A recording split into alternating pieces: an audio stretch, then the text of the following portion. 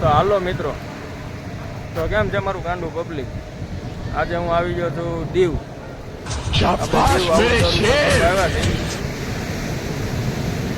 તમે જોઈ શકો છો દીવનો નજારો.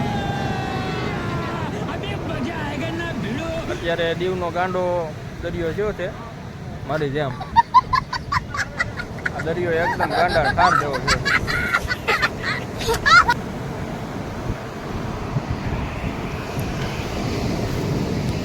તો મિત્રો, દીવનું પબ્લિક છે અહીંયા અત્યારે. પૂરો પૂરી તો નથી.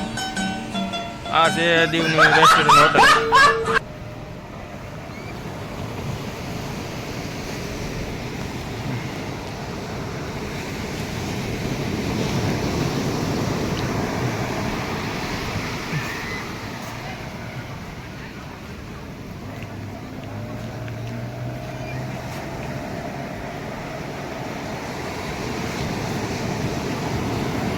તો મિત્રો, ઓલા કાકા બોટ લઈને ગયા છે.